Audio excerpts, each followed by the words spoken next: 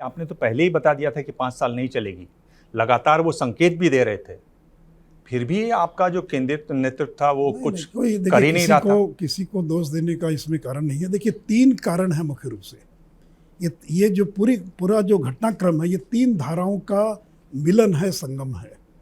पहली धारा है नीतीश जी की महत्वाकांक्षा, रह रहकर जगती रहती थी। ऐसा नहीं कि पहली बार ये महत्वाकांक्षा जगी है, यानी पिछले जो आदमी 15 साल 17 साल मुख्यमंत्री रहा, कद्दावर नेता है, केंद्र में रेल का मंत्री रहा, तो बीच बीच में वो हिलोरे मारता था, मैं कुछ बन जाऊं, फिर दब जाती थी महत्वाकांक्षा, फिर जग जाती थी।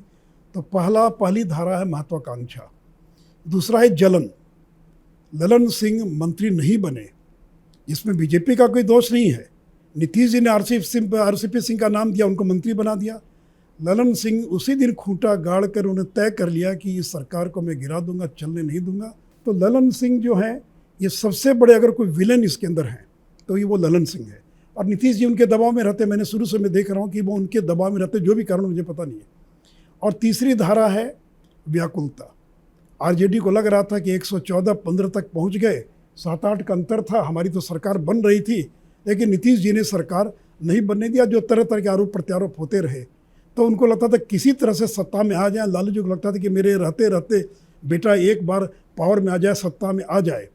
तो ये जो व्याकुलता, ये जलन, ये महत्वाकांक्षा, इन 3 धाराओं का जो समागम था, जो संगम था, जो मिलन था, उसी का परिणाम ये सारी घटना। इसमें कोई सिद्धांत नहीं है।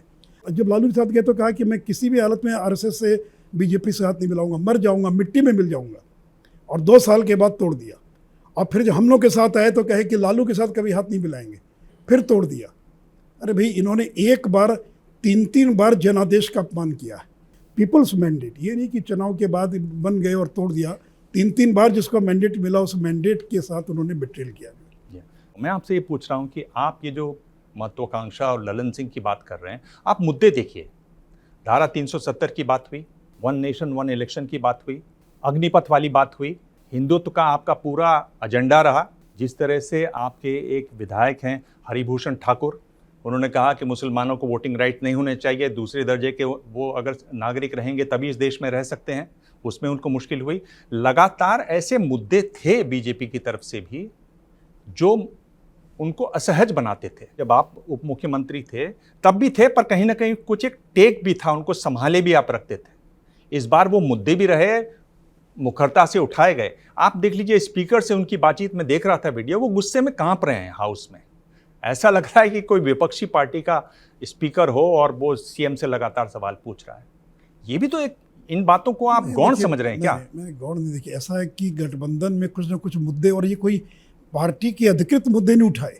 अब फ्रिंज एलिमेंट जिसको कहते हैं, पार्टी में बहुत तरह के लोग रहते हैं, किसी ने उठा दिया और बीजेपी ने कभी उसको स्वीकार नहीं किया। उस विधायक को बुलाकर डांटा गया, बताया गया कि तुमने गलत किया, तुमको नहीं बोलना है। लेकिन कुछ रहते हैं पार्टी में सिरफिरे टाइप लोग, जो अनाप शनाप बोलते रहते हैं, जो मुद्दे नहीं है बिहार के, उन मुद्दों पर भी बोलते रहे। पार्टी ने प्रयास किया, लेकिन स्थितियां बिगड़ती चली गई और गठबंधन टूट गया।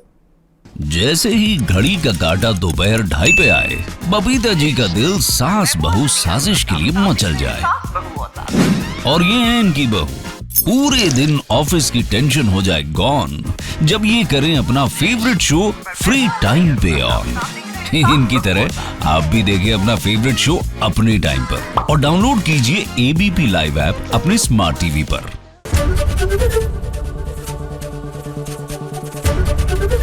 एबीपी न्यूज आपको रखे आगे।